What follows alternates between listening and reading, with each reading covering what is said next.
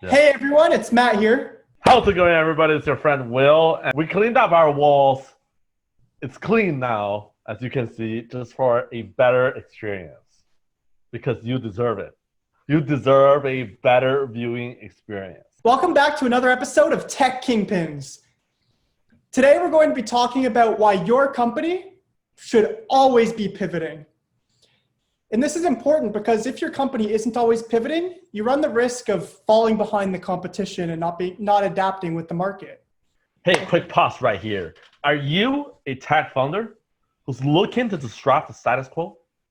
Or are you a business leader who wants to stay current with what's happening in the tech industry? You should always consider subscribing to this YouTube channel, because we'll always be talking about the hottest, newest stuff happening in the tech industry. Today's topic is actually inspired by a Forbes article written by Dr. Jaquel Patterson, an experienced naturopathic physician and also the medical director of Fairfield Family Health in Connecticut. She is obviously extremely experienced in the business industry because she's a writer for Forbes. We also found these points not only can be applied to the medical industry, but also can be generalized to other industries, such as the tech industry. By the way, we have also included the link down here on this video. So if you want to go ahead and read more about this article, you can do so by just clicking the link below. According to Jaquel, the first reason you should always be pivoting is because it keeps you ready. By always analyzing and being on your toes, it helps stop you from being caught off guard by being too comfortable. Yeah, and this can be translated to the tech industry. This feels really relatable to the tech industry because you need to always keep yourself updated with what's happening in the tech industry currently. What's the new trend? What's the market demand? Should you consider developing a new product based on your existing product offering? Or should you enhance your existing product offering because there's a new technology that came out? By doing so, it will give you a competitive edge over the rest of the competition in the market. For example, say a company was working on tech development for a long time and they got really comfortable. They were starting to make a lot of profit. But once other technologies, like for example, cloud computing and artificial intelligence came about, these companies didn't adapt to these solutions. So say, for example, you're a developer who's been building a lot of business. You've been doing very well, say in about the year 2005. But later on, new technologies like cloud computing and artificial intelligence come aboard. If you failed to adapt to those technologies and utilize those technologies, you probably started to have more trouble bringing in business because you grew too comfortable with the solutions you already had. That is actually quite relevant in the tech industry. If you are in other sectors, say, let's say real estate, right? Technology might not be the most important thing for your business operation. Whereas if you're in tech sector, you need to stay competitive with the rest of the companies in the industry who are paying attention to technology. Especially if you are a service company, like the example that Matthew just gave. If your sole business operation is to provide service for your other clients, you should always think about what are the ways that you can enhance your services and optimize and make your process or the end experience better for your clients. And there's actually a notion of the technology adoption spectrum. Some companies are the leading firms, but some companies are in the lagging and like the other end of the spectrum, right?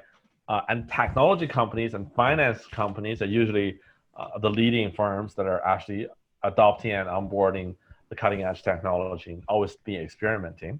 Whereas some of the other industries such as energy, utility might be slightly lagging from the technology adoption.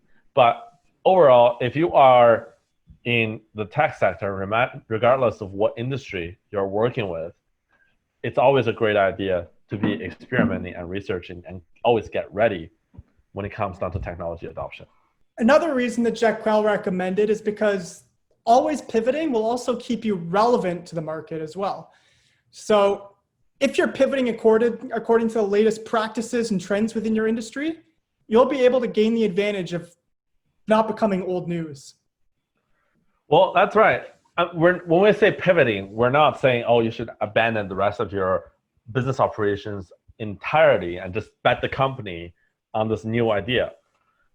But instead, you should always be considering what are your existing products and how do you make better of it based on your relevancy in the market. So let's say you have your restaurant, right? You have your own website. You're allowed your customer to make reservations online, but when the COVID hit, you're not able to operate in your physical location.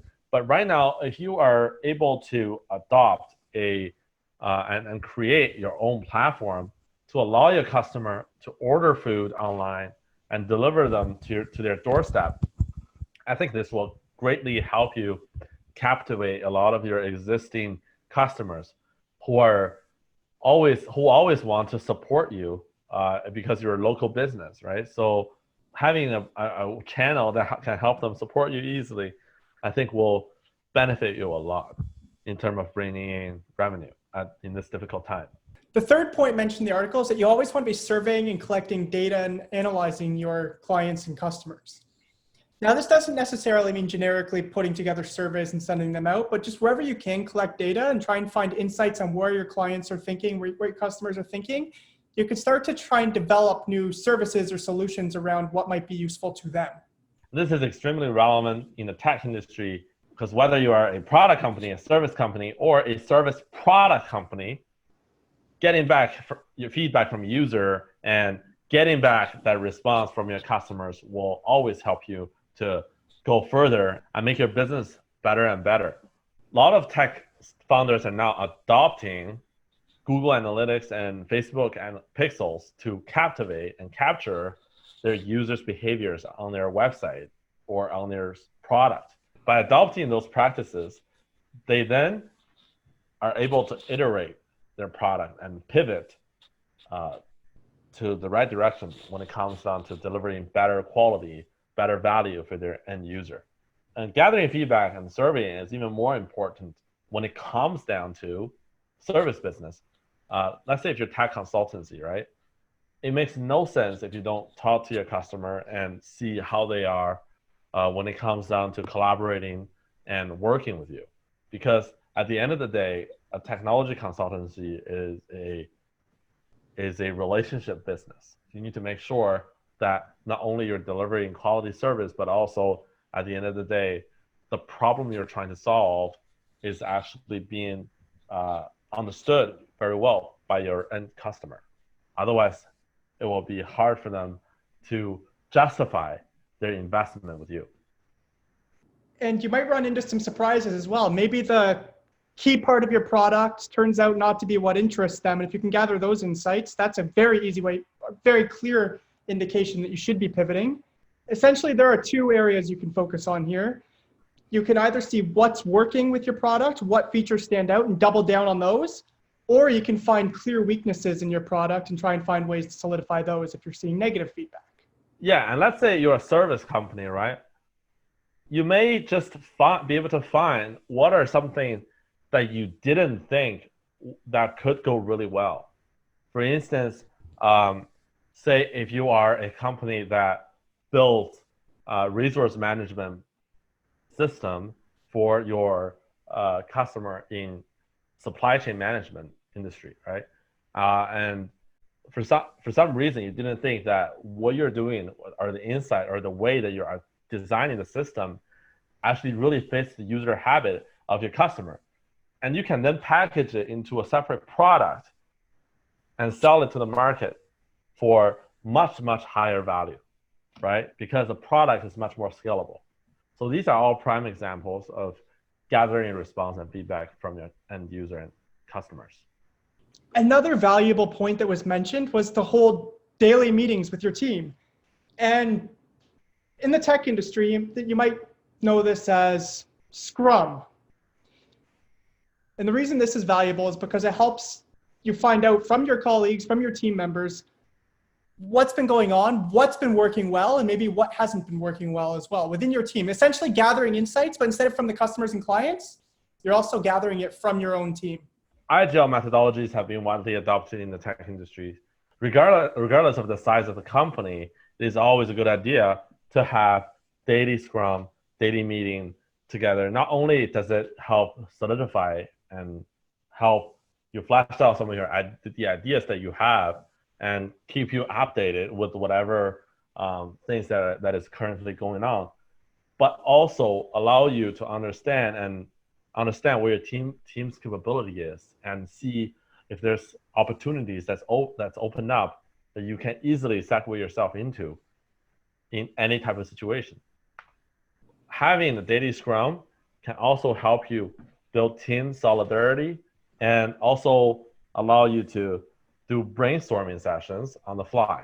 Meeting is extremely relevant when it comes down to tech industry.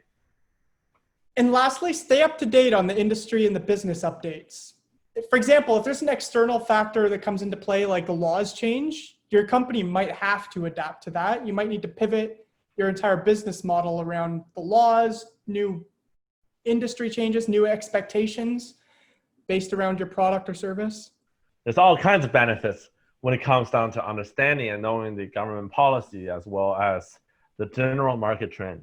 It's always a good idea to stay connected with other business professionals. And this is really relevant in the tech industry. For instance, you may have heard of something called SRED credit, right? If you are a tech company and you do a lot of research development, applying for a SRED credit can definitely help your business operations from a financial perspective.